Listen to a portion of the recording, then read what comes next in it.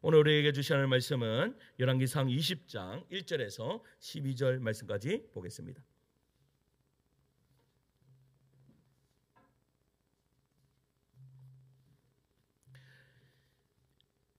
열왕기상 20장 1절에서 12절 말씀까지 제가 한 절 읽고 성도들 한 절 읽고 교독하도록 하겠습니다. 제가 먼저 읽습니다. 아랍의 베다닷 왕이 그의 군대를 다 모으니 왕 42명이 그와 함께 있고 또 말과 병거들이 있더라. 이에 올라가서 사마리아를 에워싸고 그곳을 치며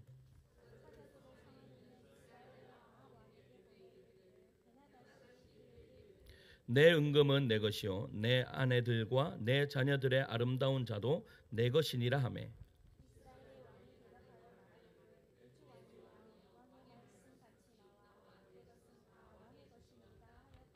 사신들이 다시 와서 이르되 벨하닷이 이르노라 내가 이미 내게 사람을 보내어 말하기를 너는 내 은금과 아내들과 자녀들을 내게 넘기라 하였거니와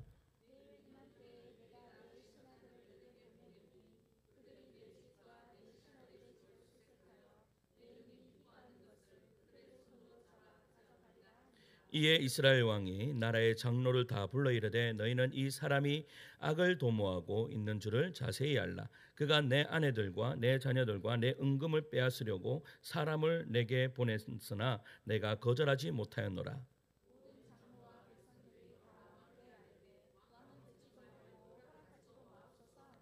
그러므로 왕이 베다닷의 사신들에게 이르되 너희는 내 주 왕께 말하기를 왕이 처음에 보낸 내 종에게 구하신 것은 내가 다 그대로 하려니와 이것은 내가 할 수 없나이다 하라니 사자들이 돌아가서 보고하니라.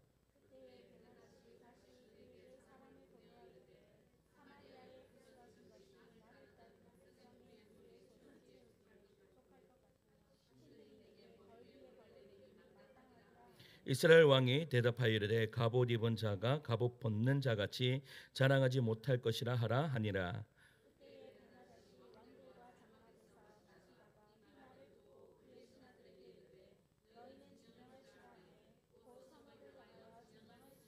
아멘. 할렐루야. 예수님 사랑만 아멘 하시겠습니다. 우리 옆에 계신 분 다시 한 번 더 인사할까요? 사랑합니다. 축복합니다. 이렇게 인사하겠습니다. 사랑합니다. 이제 우리 오늘 11시 예배는요. 중고등부 아이들도 있고 청년들도 있고 우리 장년층들도 있습니다. 그러니까 뭐예요? 나이대가 다양합니다. 그래서 오늘은 우리 중고등부 아이들에게 한번 물으면서 이제 설교를 시작하려고 합니다. 혹시 이제 우리 중고등부 아이들 중에 그리고 청년들 중에 그리고 또 용돈을 받아 쓰시는 우리 남성분들 중에 저도 용돈을 받아 쓰는데 요즘에 용돈을 안 주더라고요. 근데 이런 경험이 있을 수 있습니다. 평소에는요 조금만 늦게 들어와도 엄마가요 잔소리를 합니까? 하지 않습니까? 잔소리를 하죠. 왜 이렇게 늦게 들어와? 이렇게 잔소리를 합니다. 그러면 그리고 또 방도 제대로 우리 특별히 남자친구들보다 여자친구들이 방 청소를 더 안 하더라고요. 내가 조카들을 보니까 정확하게 느끼겠더라고. 조카들 보니까 야 이건 완전 이건 집이 아니다 막 이럴 정도로 우리 조카들 내가 안 보고 이야기를 하는데 부끄러울까봐. 그런데 여러분 보세요. 그렇게 집 청소도 안 하고 막 이러면 엄마들이 어떻게 합니까? 야 이번 달은 용돈 없어 이렇게 이야기를 합니까 안 합니까? 이런 이야기를 할 수가 있어요. 야 이번 달에 용돈 없어. 야 너 방 청소하고 너 좀 깨끗이 하고 또 뭐 일찍 들어오면 내가 용돈을 줄 거야. 그래서 이번 달은 용돈 없어 이러는데 원래 이게 엄마가 해야 하는 정상적인 반응인데 하루는 딱 들어왔는데 내가 또 늦게 들어왔어요. 그런데 또 방도 보니까 그렇게 깨끗하지가 않아. 그런데 엄마가 이렇게 이야기를 하는 거죠. 혜원아 이번 한 달은 내가 용돈을 그냥 줄게. 그러면 여러분 보세요. 내가 분명히 잘못했고 내가 분명히 청소도 안 하고 모든 것을 어떻게 해요? 분명히 혼나야 되는데 지금 엄마에게 뭐를 받았어요? 은혜를 받았는 거예요. 와 내가 분명히 용돈이 깎여야 정상인데 용돈이 안 깎였어. 이야 드디어 은혜가 임했구나 라고 해서 방에 들어가서 엄마 여러분 우리 혜원이 자꾸 이야기하면 혜원이가 부끄러워서 안 돼. 막 방에 들어가서 막 춤추고 난리가 났어요. 너무나 좋으니까. 왜? 은혜를 받았기 때문에. 그런데요 그 은혜를 진짜 은혜로 받아들여야 됩니다. 진짜 은혜로 받아들였는데 그 다음 달에도 엄마가 또 용서해 주실 거야 하면서 밤에 늦게 들어옵니다. 그리고 집도 청소하지 않습니다. 방이 엉망입니다. 그 다음 달에도 또 그래요. 또 엄마는 분명히 용서해 주실 거야. 분명히 용돈도 그대로 주실 거야. 또 그래요. 그러면 어떻게 될까요? 나중에는 어떻게 됩니까? 머리끄댕이 잡히는 역사가 일어나는 거예요. 똑바로 해라고 하면서 용돈 이제부터 없어라고 하면서 이런 일들이 벌어진다라는 것이죠. 은혜가요, 은혜로 끝나지 못하고 뭐로 끝났는 거예요? 지금 엄마의 은혜가 뭘로 끝났어요? 용돈 없어 하는 심판으로 끝나고 말았다라는 거예요. 우리 인생도 이와 같아요. 하나님께서 주시는 은혜는 정말 크고 놀라운 겁니다. 그냥 용돈을 받았다 안 받았다가 이거는 차원하고 완전히 다른 그러한 이야기입니다. 뭐예요? 우리의 생명, 숨결, 기회, 그리고 실패한 자리에서 다시 일어설 수 있도록, 다시 시작할 수 있도록 주시는 그 은혜, 그것이 바로 하나님이 우리에게 주시는 은혜라는 것입니다. 그런데 우리가 그 은혜를요, 하찮게 괜찮아, 하나님은 또 용서해 주실 거야, 여러분, 하나님은 또 용서해 주실 거야 라며 하면서 대수롭지 않게 여기고 그냥 자기 하고 싶은 대로 자기 마음대로만 그렇게 살아가요. 그러면 결론적으로는 어떻게 될까요? 여러분, 그 은혜가 뭘로 바뀌어요? 심판으로 바뀌는 그러한 일이 벌어져요. 오늘 본문에 나오는 아방이 바로 그러한 사람입니다. 아람과의 전쟁에서 신앙적으로나 인간적으로 볼 때요, 분명히 패해야 됩니다. 왜 패해야 되는가 하면, 하나님께서요, 이스라엘 백성들을 다루실 때에 이스라엘 백성들이 하나님의 말씀대로 제대로 살지 않으면 어떻게 하는가 하면 옆에 있는 열국들로 통해서 그 이스라엘 백성들을 깨닫게 하셨다라는 거예요. 뭐 하면서? 전쟁에서 지면서 깨닫게 하셨어요. 그런데 오늘 말씀에 보면 전쟁이 2번이나 벌어지는데 분명히 져야 하는 그 전쟁에 지지 않습니다. 2번 다 승리합니다. 하나님께서 승리하도록 은혜를 주세요. 근데 이해가 안 가요. 왜 은혜를 주셨을까요? 그것도 아합이에요. 누구를 섬기는? 바알을 섬기는 아합이에요. 근데 그 아합에게 뭐를 주셨어요? 승리의 은혜를 주셨어요. 왜 그랬을까요? 왜 하나님은 패배해야 할 전쟁을요, 승리하게 하셨죠? 여러분, 오늘 우리는 이 전쟁 이야기 속에서요, 우리가 붙잡아야 할 3가지 교훈을 함께 나누고자 합니다. 그럼 첫 번째 교훈 뭐냐 하면 한번 따라할까요? 하나님을 떠난 백성은 수치와 치욕을 피할 수 없다. 한 번 더 따라합시다. 하나님을 떠난 백성은 수치와 치욕을 피할 수 없다. 여러분, 우리는 우리의 인생이 큰 문제가 하나가 끝나면 무슨 생각이 들어요?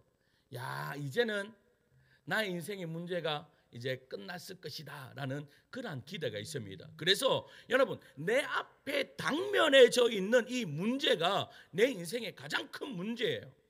문제예요. 제가 결혼을 못해 38에 결혼을 했습니다. 그러니까 35, 36 목사인데 결혼을 못하니까 여러분, 저 목사 뭐 흠이 있는 거야? 제가요, 여기 경산으로 이제 노회를 옮겼습니다. 노회를 딱 옮겼는데 노회를 옮기면서 임명을 해야 됩니다. 우리가 이제 주소를 이전하듯이 임명을 해야 됩니다. 그래서 대구노회에서 경청노회로 딱 오니까 경청노회 서기 목사님이 저한테 전화로 왔어요. 목사님, 결혼을 안 했습니까? 라고 하는 거예요. 예, 안 했습니다. 그런데 거기에서 끝나 좋았어요. 아, 예, 알겠습니다. 끊었어. 2번째 전화가 왔습니다. 결혼을 한 번도 안 했습니까? 그래서 제가 한 번도 안 했습니다라고 이야기했습니다. 깜짝 놀랐습니다. 여러분, 그러니까 내 인생의 가장 큰 문제가 한편으로는요, 결혼 못하는 게 가장 큰 문제였어요. 그래서 하나님 앞에요, 하나님 결혼하게 해주세요. 왜 이렇게 결혼하기가 힘듭니까? 왜 이렇게 힘듭니까? 라고 그렇게 기도를 했어요. 근데 결혼하고 나니까 또 산이 또 있어요. 결혼하고 나니까 모든 문제가 해결될 줄 알았는데 또 산이 있어요. 그 산을 벗어나니까요, 또 있어요. 산을 벗어나니까 또 있어요. 산이 언제까지 이 산이 있을까? 좀 평지야 나와라. 내가 이렇게 기도한 적이 있었는데, 여러분, 산이 넘으면 또 산이 있어요. 근데 중요한 것은 왜 그 산이 나타나요? 이유는 다른 것이 아닙니다. 근본적인 이유를 우리는 깨달아야 됩니다. 왜 이 산이 오죠? 왜 이 산이 올까라는 근본적인 이유를 깨달을 때 그 문제가 완전히 해결된다라는 사실입니다. 이스라엘이 그랬습니다. 여러분 3년 반 동안 비가 내리지 않으니까 여러분 이스라엘 가보세요. 그 이스라엘 땅은요 일주일만 비 안 와도 그 있는 식물 다 죽습니다. 왜? 바짝 마릅니다. 근데 3년 6개월 동안 비가 내리잖아요. 그런데 그들에게 있어서 가장 큰 문제가 뭐예요? 비 내리는 거예요. 근데 비가 왔어요 안 왔어요? 비가 왔어요. 비가 오니까 모든 문제가 다 해결되었다라고 생각이 들었어요. 산을 넘었구나 생각했어요. 근데 앞에 무슨 산이 기다리고 있어요? 아람이라는 이 백성들이, 아람이 베다달이라는 이 왕이 지금 이스라엘을 뭐하고 왔어요? 지금 전쟁하러 왔다라는 거예요. 자, 1절 말씀 함께 읽을게요. 1절 말씀이에요. 시작. 아람의 베다단 왕이 그의 군대를 다 모으니 왕 42명이 그와 함께 있고 또 말과 병거들이 있더라. 이에 올라가서 사마리아를 싸고. 아멘. 여러분 비의 문제가 해결되었더니 이제는 아람 왕 베다달이요 32개의 나라를 연합하여서 이 사마리아를 포위합니다. 그리고 베다달은요 아합에게 두 가지를 요구합니다. 첫 번째 요구가 우리 3절인데요. 3절 읽을게요. 시작. 내 은금은 내 것이요 내 아내들과 내 자녀들의 아름다운 자도. 지금 뭐라고 말하고 있는 거예요? 너 빼고 다른 건 다 내 거야. 이야기를 하고 있는 거예요. 그랬더니 이 베다닥이 아니 이 아합이 어떻게 해요? 나는 그래도 살아갈 수 있으니까 알겠다라고 이야기해요. 이 정신 나간 사람이죠. 나는 괜찮으니까 내 아내, 내 자녀 데려가도 상관없다 지금 이 이야기를 하고 있는 거야. 그러니까 자기는 살 것 같으니까 오케이 그렇게 하겠다라고 이야기해요. 그랬더니 여러분 이 베다단이 한 번 더 요구를 해요. 자 6절이에요. 6절 읽어요. 시작. 내일 이맘때에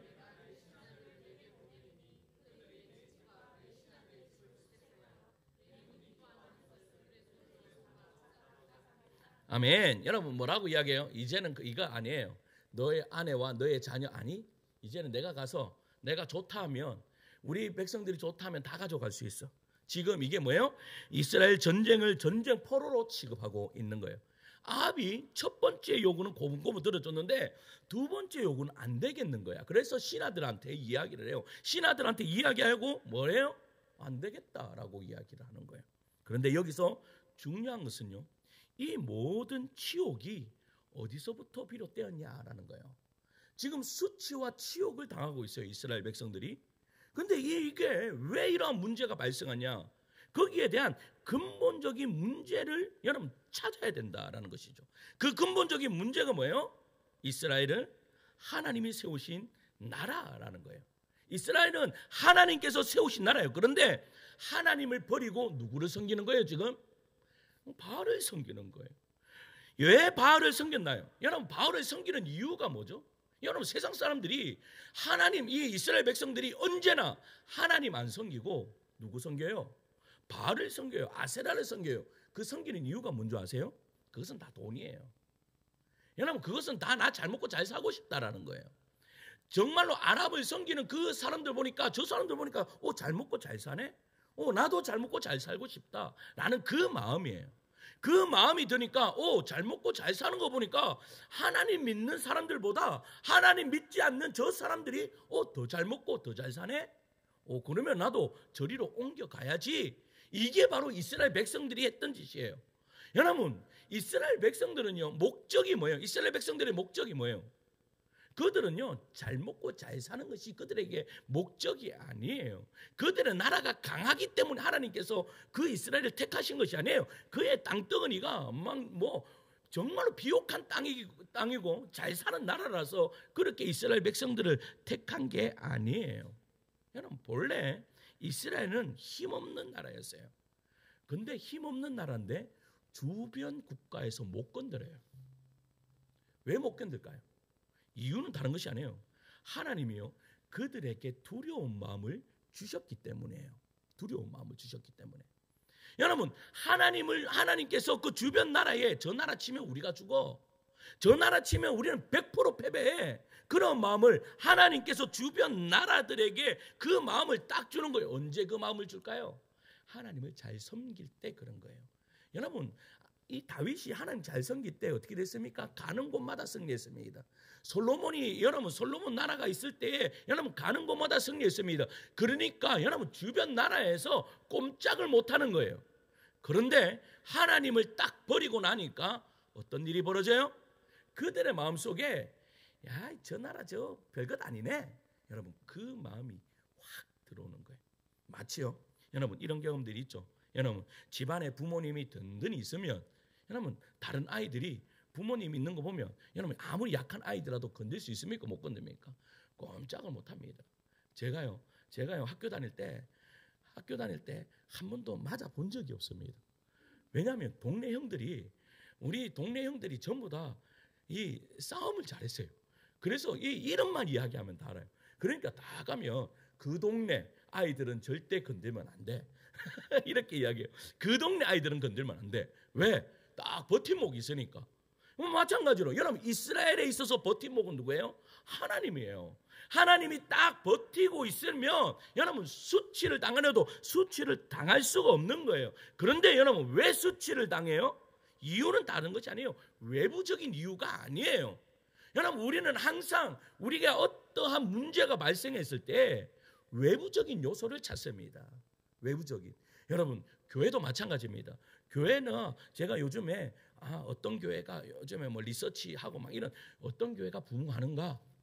여러분, 어떤 교회가 부흥하는가라고 그 리서치하는 걸 딱 보니까요, 어떤 이야기를 하는 줄 아세요? 여러분, 긍정적인 그러한 성도들의 마인드가 교회를 부흥시키는 거예요. 여러분, 요즘 아이들 없다라고 이야기해요. 아이들 없으니까 교육 사역자들이 뭐예요? 주일학교 사역 안 해도 된다. 중고등부 사역 뭐 안 해도 돼. 어른 사역만 열심히 하면 돼. 왜 아이들이 없는데 뭐? 여러분, 아이들 없습니까?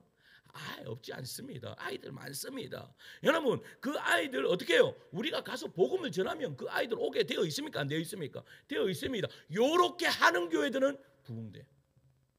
그런데 모든 것을 핑계대는 교회들은 어떻게 해요? 부흥되지 못하다라는 거예요. 여러분, 자꾸 문제를 외부로 돌리면 그 문제는 해결되지 않아요. 이스라엘도 마찬가지예요. 문제가 외부에 있지 않았어요. 어디에 있었어요? 내부에 있었어요. 근본 원인이 뭐예요? 하나님을 떠났기 때문이에요. 하나님을 떠나면 결국 인간은, 여러분, 하나님 믿는 백성들은요, 하나님 떠나면 힘없습니다. 하나님 믿는 백성들은 하나님 떠나면요, 존엄도 없고 보호하심도 없습니다. 마음에 두려운 마음이 생깁니다.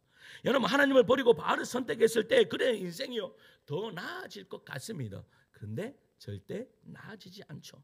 우리도 마찬가지입니다. 문제 하나가 해결되었다고 안심할 것이 아니라 그 근본을 바로 세워야 됩니다. 지금 내가 진짜 근본적인 문제가 무엇인가, 여러분, 찾아낼 수 있는 믿음의 눈이 열리기를 간절히 소망합니다. 나에게 문제가 있습니까? 나에게 또 어려운 그러한 어떠한 문제가 있습니까? 여러분, 근본적인 문제를 발견하세요. 그게 뭔가? 다른 거 아닙니다. 하나님께 더욱더 가까이 나아가는 것이죠. 그래서요, 예레미야 17장 13절은요 이렇게 이야기해요. 한번 앞에 보시고 읽을까요? 예레미야 17장 13절이에요. 읽습니다. 시작. 이스라엘의 소망이시 물은 여호와를 떠나는 자는 흙의 기록이 되오리니 이는 생수의 근원이신, 뭐라고 말하고 있어요? 성경에서 정확하게 이야기해요. 여호와를 어떻게 해요? 버리는 자는 수치를 당할 것이다. 여러분, 이 말씀을 기억하십시오. 그리고 하나님을 떠나지 마십시오. 하나님을 딱 붙드는 자리에 딱 서 있기를 간절히 소망합니다. 그럴 때요, 은혜 위에 은혜가 주어집니다. 은혜가 심판에 이르는 것이 아니라 은혜가 은혜되는 은혜의 역사가 이루어질 줄 믿습니다. 둘째는요, 소수의 신실한 자로 인해서 하나님은 승리를 주신다는 거예요. 소수의 신실한 자로 인해서 하나님은 승리를 주신다. 하나님께서는요, 절망 가운데 있는 아합에게 선지자를 보냅니다. 왜냐? 이제 전쟁하면 100% 지거든요.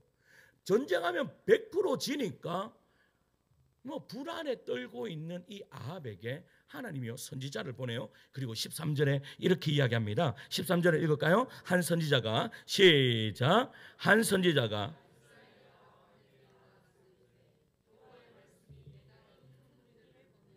내가 오늘 그들을 내 손에 넘기리니 너는 내가 여호와인 줄을 알리라 하셨나이다. 아멘. 여러분, 당시 상황은요, 인간적으로 볼 때 전혀 이길 수 없는 상황입니다. 자, 27절을 보세요. 27절을 보면 이렇게 이야기합니다. 같이 읽습니다. 시작. 이스라엘 자손도 소집되어 군량을 받고 두 무리의 적은 염소 떼와 같고, 아랍 사람은 뭐라고 이야기해요? 두 무리의 적은 염소 떼와 같다. 여러분, 너무나 소수다라는 것이죠. 그런데 아랍 사람은 그 땅에 가득하였다. 여러분, 게임이 되겠습니까? 안 되죠. 그런데 지금 하나님은 선지자로 통해서 뭐라고 말하고 있어요? 내가 그들을 내 손에 넘기리라. 할렐루야. 여러분, 아합이 잘나서 그렇습니까? 아닙니다. 군사력이 뛰어나서 그렇습니까? 아닙니다. 우리가 지난주에 살펴보았듯이 왜 이스라엘을 남겨두십니까? 왜 이스라엘에게 승리를 주십니까? 그것은 다른 것이 아닙니다. 바알에게 무릎 꿇지 않는 7,000명이 있기 때문에 이스라엘을 어떻게 해요? 승리케 하신 거예요. 할렐루야. 여러분, 하나님은 선지자를 보내서 이 전쟁에 이기리라는 약속뿐만 아니라 구체적인 전략도 이야기해요. 자, 15절 읽을게요. 15절이에요. 시작. 아합이 이에 각 지방 고관에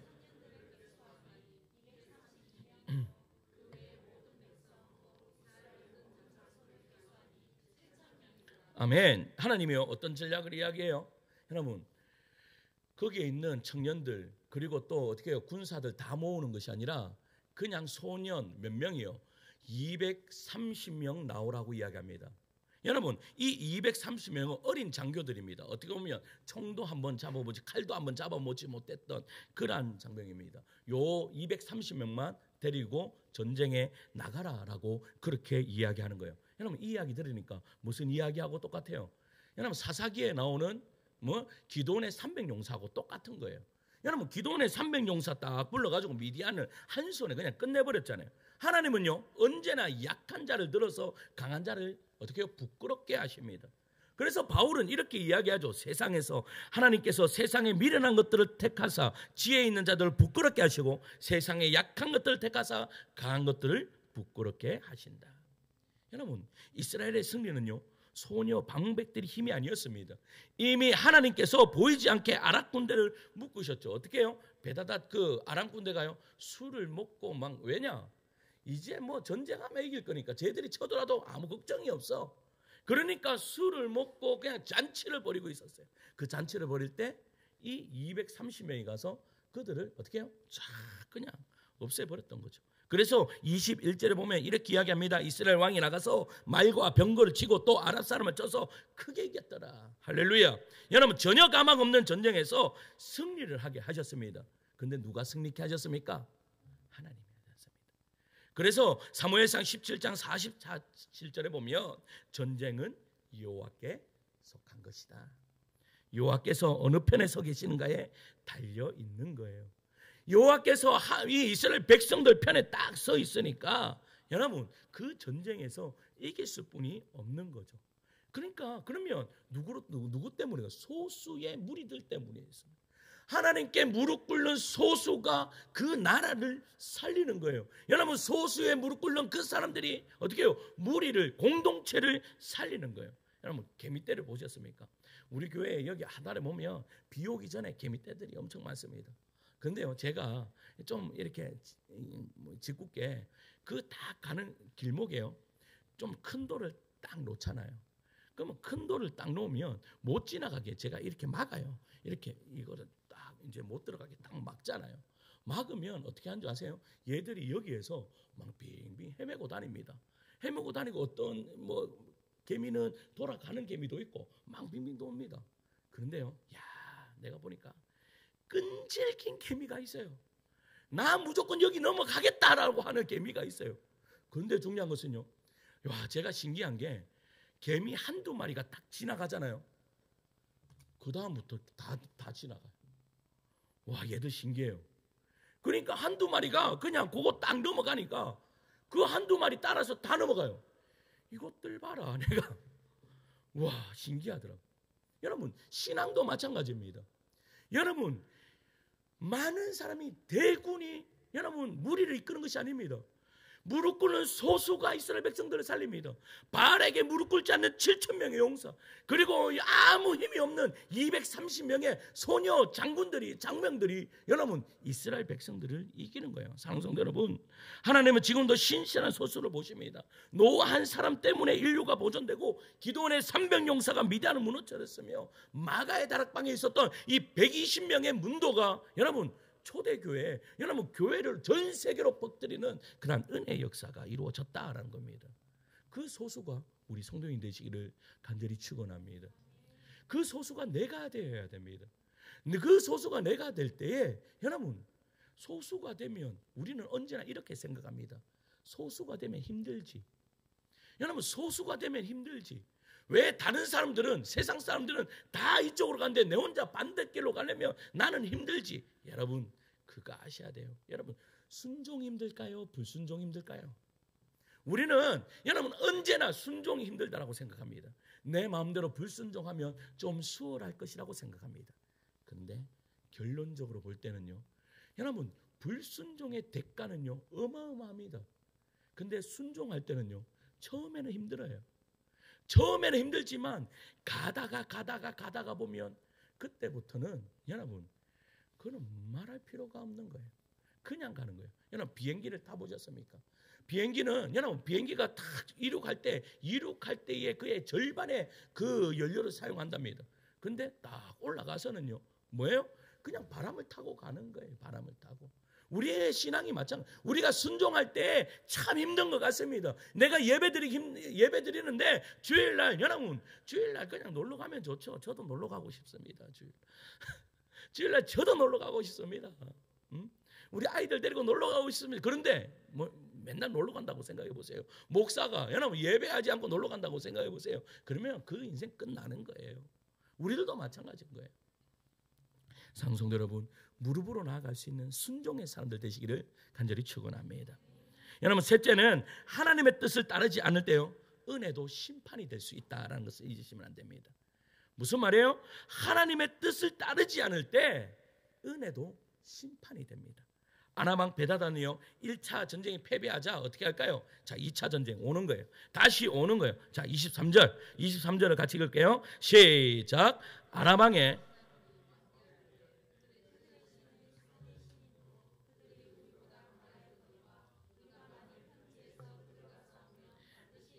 여러분 지금 오해하고 있는 것이 뭐예요? 하나님을 가리켜서 산의 신이래요. 왜 산에서는 능력이 있지만 평지 가면 그 신은 능력 없을 거야? 왜 그렇게 이야기할까요? 이거는 다른 거예요. 갈멜산의 일 때문이에요. 갈멜산에서 역사가 일어났어요. 어디에서요? 산에서 역사가 일어났잖아요. 그러니까 그 신은 하나님이라는 그 신은 산에서는 능력이 있을 때 평지 가면 힘이 없을 거야. 그래서 2차 전쟁은 어디에서 하자? 평지에서 하자라고 이야기를 해요. 그런데 그 이야기를 누가 들으실까요? 하나님이 들으세요. 하나님이. 여러분 하나님을 오해하면 어떻게 돼요? 박살나요. 말씀 보세요. 자, 열왕기상 28장 하반절에 보면 뭐라고 이야기하는가 하면 그러므로 내가 이 큰 군대를 다 내 손에 넘기리니 너희는 내가 여호와인 줄을 알리라. 할렐루야. 여러분 하나님이 산에서만 강한 분이십니까? 여러분 오해하지 마십시오. 하나님은 전지전능하신 하나님, 우주 만물을 창조하신 하나님, 우리의 생사화복을 주관하시는 하나님이십니다. 믿으십니까? 그래서 우리는 하나님을 알아가야 됩니다. 하나님을 제대로 알아야 됩니다. 하나님을 제대로 알지 못하면 우리는 하나님을 오해합니다. 하나님 제대로 알지 못했던 아람 군대가요 완전히 박살났듯이요. 여러분 우리들도 마찬가지입니다. 여러분 우리는 하나님 제대로 압니까? 하나님 제대로 알고 계세요? 예를 들어서요 우리는 이럴 때가 참 많습니다. 교회 안에서는 하나님이 계신 것 같아요. 우리 모두는 지금 여기 다 앉아 있으면 보세요. 얼마나 거룩하게 예배드리고 있는지. 아 왜? 이 예배 안에는 하나님이 계시기 때문에. 예배 안에는 교회 안에는 하나님이 계시겠지. 그런데 정작 여러분 삶으로 돌아가면 여러분 가정으로 돌아가 보세요. 여러분 직장으로 돌아가 보세요. 그리고 여러분들의 삶의 현장으로 학교로 돌아가 보세요. 하나님이 계신 것처럼 여러분 살아갑니까? 정말 하나님이 살아계신 그 하나님처럼 여러분 전지전능하신 그 하나님을 믿습니까? 여러분 여러분들의 능력을 믿는 것이 아니라 하나님의 능력을 믿습니까? 제대로 대답을 못해요. 왜? 하나님이 없는 것 같으니까요. 하나님을 제대로 믿으십시오. 하나님을 제대로 아십시오. 하나님은 교회에만 계신 하나님이 아닙니다. 여러분, 이스라엘 백성들이, 유대인들이 착각했던 것이 뭔가 압니까? 유대인들이 가장 착각하고 있는 것이 바로 성전에 계시는 하나님입니다. 그래서요, 그 성전주의가 지금도요 이스라엘을 힘들게 합니다. 하나님은요, 예수님께서 말씀하셨죠. 야, 성전을 헐라, 내가 3일 만에 내가 세우리라. 그 말이 무슨 말이에요? 여러분, 하나님이 머무시는 곳은 우리가 눈에 보이는 이 성전이 아닙니다. 그런데 유대인들은 지금도 눈에 보이는 그 성전이 중요한 거예요. 그러니까 전쟁하는 거예요. 지금도 여러분, 시온주의자들은 지금 그들의 목표가 뭔지 아십니까? 지금 저기에 예루살렘 산에 있는 그 이슬람 그 무슨 황금돔, 그거를 부수는 것이 그들의 목표입니다. 그것을 부수고 거기에다가 다시 여러분 솔로몬 성전, 하나님의 성전을 세우는 것이 그들의 목적입니다. 왜 그래요? 이유는 다른 것이 아니에요. 그 성전에 하나님이 계신다고 생각하기 때문에요. 그 이스라엘에만 하나님이 계시다고 생각하기 때문에요. 오해예요. 그렇지 않아요. 하나님은 여러분 이스라엘의 반대편인 우리가 지금 드리는 예배 이곳에 하나님 계십니까? 계시지 않습니까? 하나님 계십니다. 여러분 교회에만 계시는 하나님이 아니라 여러분들의 직장에도 하나님이 계시고 여러분들 학교에도 하나님 계시고 여러분들 모든 곳에 하나님이 계심을 믿으시기를 축원합니다. 그러면 그 믿는 것처럼 있는 것처럼 살아야죠. 하나님의 백성은요, 자녀는 그냥 두지 않습니다. 여러분 그렇게 했더니 이스라엘이요 대승을 거둡니다. 여러분 작은 무리가 큰 무리를 이긴 것이죠. 이 전쟁은 하나님의 힘으로 이긴 거예요. 그런데 여러분 아합을 보면 이 아합이 참 희한한 사람이에요. 모순적인 사람이에요. 왜냐하면 위기만 닥치면 하나님께 나와요. 그런데 그 위기만 딱 벗어나면 이세벨에게 딱 가요. 아내에게 딱 가서 아내 말을 들어요. 여러분 아내 말을 잘 듣기를. 때로는 믿음 좋은 아내도 여러분 믿음이 안 좋은 말을 할 때도 있습니다. 그러면 남편들이 어떻게 해야 될까요? 좋은 믿음으로 이끄는 여러분들 되기를 소망합니다. 그런데 계속 이끄는, 그러니까 이중적인 인격자예요. 우리의 모습에도 이런 모습 없어요. 위기 때는 하나님 앞에 엎드립니다. 그런데 여러분 그 위기가 딱 지나가면 내 욕심대로 살아가는 것이 나의 모습 아니에요? 여러분 아합은요 결정적인 순간에 하나님의 뜻을 따르지 않습니다. 원래는 베다닷을 잡았으면 어떻게 해야 돼요? 그 베다닷을 죽여야 됩니다. 이것이 여러분 하나님의 뜻이었어요. 그런데 어떻게 해요? 베다닷을 죽이지 않고 34절에 보면 이렇게 이야기합니다. 내가 이 조약으로 인해 당신을 놓으리라고 이에 더불어 조약을 맺고 그를 어떻게 했다고? 놓았더라. 여러분 베다닷은요 하나님의 심판 대상이었지만 아합은요 자기의 감정과 정치적인 계산으로 그를 살려주었습니다. 어떻게 보면 인심 쓴 거예요. 내가 이겼으니까. 언제나 승자는요 인심을 씁니다. 누가 그랬어요? 사울왕이 그랬습니다. 사울왕이 여러분 하나님께서 그 아말렉을 진멸할 때 모든 것을 다 진멸하라고 이야기했습니다. 그런데 인심 썼습니다. 자기가 마치 하나님보다 더 착한 척했습니다. 하나님보다 더 착한 척하면서 그 사람들 내어줬습니다. 그랬더니 하나님이 뭐라고 말씀하세요? 순종이 제사보다 낫고 듣는 것이 수양의 기름보다 낫다. 그러면서 뭐라고 이야기해요? 하나님의 진노가 사울에게 임했다라는 거예요. 마찬가지예요. 아합에게 뭐가 임했어요? 아합에게 진노가 임했어요. 아합에게. 42절 보세요. 42절 같이 읽을게요. 시작. 그가 왕께 아뢰되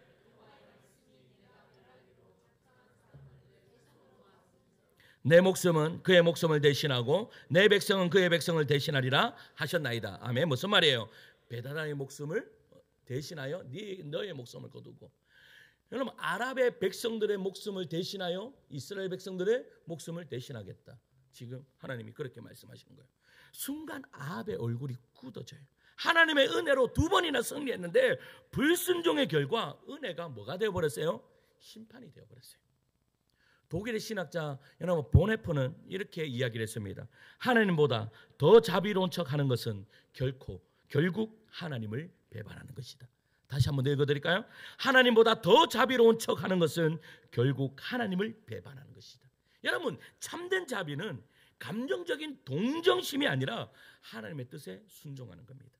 하나님의 말씀을 거스르면서까지 베푸는 자비는 결국 사랑이 아니라 불순종이며 은혜를 심판으로 바꿔버리는 것입니다. 성도 여러분, 아합은 2번이나 은혜를 경험했습니다. 사람의 힘으로는 도저히 할 수 없는 그 전쟁에서 승리했습니다. 그러나 그는 결정적인 순간에 어떻게 했어요? 그는 자기가 착한 척 한 번 했어요. 그런데 그 착한 척이 여러분, 하나님보다 더 착한 척했던 그것이 그를 심판으로 이끌었다는 거예요. 하나님보다 더 자비로운 척하는 것은 여러분, 자비가 아닙니다. 제가요, 전도사 시절에 중고등부를 맡아 사역할 때입니다. 그때 아이들이요, 공부는 안 하고 참 노는 거 참 좋아했습니다. 그래서 제가 어떻게 했는가 하면 그냥 창고를요 다 개조를 하고 공부방으로 만들어줬습니다. 그래서 너가 공부 좀 해라. 그래서 시험 기간이면요, 애들이 그곳에서요 공부해요. 공부하면요, 아침에 제가 햄구가 밥 먹이가 학교까지 데려다 주면서 그렇게 공부를 시켰습니다.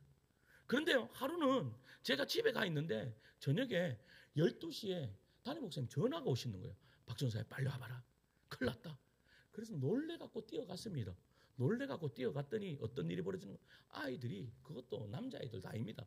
여자아이들이 퍽퍽 이렇게 자고 있는 거예요. 거기에. 그럼 자는 건 뭐가 문제입니까? 근데 그 책상에요, 소주병, 맥주병들이 막 있는데, 야, 과간이에요. 내가 왔는데도 애들이 그거 먹고 뻗어가지고 왔는지도 몰라요. 그러니까 목사님이, 야, 그 빨리 장로님들 오기 전에 빨리 다 치워라 해서, 여러분, 그걸 치우는데 성질이 나겠습니까? 안 나겠습니까? 성질이 막 이까지 나는 거예요. 혜원아, 어떻게 해야 되겠니? 와, 막 미치겠는 거예요. 그런데요, 그 순간에 하나님이요 나한테 무슨 마음을 주시는가 하면, 아들아, 여러분, 그 아이들이 학교 가도 고치거리고 부모님한테도 천덕꾸리인데 교회에 와서 천덕꾸리게 되면 되겠냐? 그 아이들 받아줘야 되지 않겠느냐? 교회는 품어줘야지. 그런 마음이 내 안에 드는 거예요. 와, 그래서요 조용히 그냥 다 치웠습니다. 환기 다 씻겠습니다. 그리고 잘 자라고 불까지 꺼주면서 문까지 닫아줬습니다. 근데 중요한 것은요, 그리고 난 다음부터 여러분, 아이들이 하나씩, 그 아이들이 그렇게 자던 아이들이요 하나씩 교회를 나누기 시작합니다. 교회를 나누기 시작해요. 하나씩 하는 교회를 떠나는 거예요. 그 일로 통해서요 절실하게 깨달았습니다. 여러분, 감정적인 동정심은요 순간에 따뜻하면 될 수 있습니다. 하지만 하나님의 말씀은 거스른 동정심은 결코 사랑이 아니라 불순종이라는 사실이라는 것을 제가 몰랐습니다. 그리고 불순종은요 결국 더 큰 상처와 심판을 불러오는 것을 몰랐습니다. 참된 사랑은요 훈육이 포함되어 있고, 참된 자비는 하나님의 뜻 안에서만 존재합니다. 제가 그때요 그 아이들에게 어떻게 해야 됐을까요? 너 이 술 먹으면 안 돼. 하나님이 이거 기뻐하시지 않아 라는 것을, 분명히 잘못되었다라는 것을 내가 어떻게 해요? 깨우쳐 줄 수 있었어야 됩니다. 그런데 내 안에 뭐가 있었어요? 알량한 동정심이 있었어요. 내 안에 하나님보다 더 착하다라는 그 마음이 내 안에 있었어요. 여러분, 하나님보다 더 착한 것은 무엇이다? 여러분, 하나님보다 더 착한 것은 불순종이라는 것을 제가 몰랐다라는 겁니다. 그때부터 제가요 잘못된 것은 잘못되었다라고 분명하게 이야기해 줍니다. 사랑하는 성도 여러분, 결론을 맺겠습니다. 아합은요 2번이나 하나님의 은혜를 경험했습니다. 도저히 이길 수 없는 전쟁에서 승리를 얻었지만 그는 불순종함으로 은혜를요 심판으로 바꾸어 버렸습니다. 은혜가 은혜 되려면 반드시 뭐가 필요한가 하면 순종이 필요합니다. 오늘 우리도 똑같습니다. 하나님은 이미 우리에게 수많은 은혜를 주셨죠. 지금 우리가 호흡하는 것 은혜입니다. 여러분, 우리가 지금 교회에 이 자리에 앉아 있는 것 은혜입니다. 여러분, 우리가 예수 그리스도를 믿는 것 은혜입니다. 내가 지금 이만큼 먹고 사는 것 은혜입니다. 내가 부모님 밑에서 사는 것 은혜입니다. 나의 부모님이 있다라는 그 자체가 은혜입니다. 믿으십니까? 여러분, 그 은혜를 받았으면 우리는 어떻게 살아야 되겠습니까? 그 은혜에 합당한 순종의 삶이 우리에게 뒤따라 와야 된다라는 겁니다. 어떤 농부가요 큰 홍수를 경험했습니다. 온 마을이 무너졌습니다. 근데 이상하게요 자기 밭만 멀쩡한 거예요. 그래서 동네 사람들이 묻는 거죠. 당신은 어떻게 한 거야? 당신은 어떻게 했기 때문에 그 홍수를 그냥 지나가 버릴 수 있었어? 라고 했습니다. 그때 이 농부가 말합니다. 작년에 저는 큰 가뭄을 겪었습니다. 그런데 하나님께서 제 마음에 깊이 가라라 라고 말씀하시는 그 마음을 주셔서 나는 그때부터 고를 깊이 파서 그렇게 일을 했다고. 그런데 사람들이 나를 보고 깊이 파는 나를 보고 야, 저 멍청한 사람 왜 농사를 저렇게 지어? 라고 그렇게 이야기했다고. 그런데 결론은 누가 맞는 거예요? 깊이 판 이 농부가 홍수를 피할 수 있었다라는 거예요. 성도 여러분, 하나님의 말씀에 순종하는 깊이만이 여러분 다가오는 홍수를 막을 수가 있습니다. 그러니까 우리가 말씀 안에서 깊이 하나님을 더욱더 알아가려고 깊이 파면 팔수록 우리는 어떠한 홍수가 나도 우리는 넘어지지 않습니다. 어떠한 것들이 오더라도 내가 담대함으로 나아갈 수 있습니다. 제가요 기도할 때 그랬습니다. 어떠한 문제가 막 발생하는데 내가 기도하고 있으니까 내가 하나님의 말씀 속에 딱 있으니까 그 어떤 일들이 퍽퍽 벌어지는데도 전혀 무서움이 오지 않아요. 제가 도리어 뭐라고 했는지 아십니까? 그것을 향해서 내가 이야기했습니다. 와라, 네가 드디어 나에게 오는구나, 한번 해보자라고 이야기했습니다. 할렐루야. 그런데 그러한 담대함이 어떻게 일어납니까? 다른 거 아닙니다. 하나님을 딱 붙들고 있을 때, 하나님의 말씀을 깊이 내가 묵상하고 있을 때 그러한 일들이 벌어진다라는 사실이죠. 성도 여러분, 이러한 깊은 은혜가 우리 성도님들에게 있으시길 간절히 축원합니다. 그래서 오늘 이렇게 결단합시다. 나는 하나님보다 더 자비로운 척하지 않겠다. 나는 내 계산보다 하나님의 뜻을 따르겠다. 나는 내 감정보다 말씀에 순종하겠다. 이 결단이 여러분들 결단 되기는 은혜 역사가 이루어지기를 소망합니다. 그럴 때 여러분들은 하나님의 사랑에 꽉 매여가지고 아까 우리가 찬양했잖아요.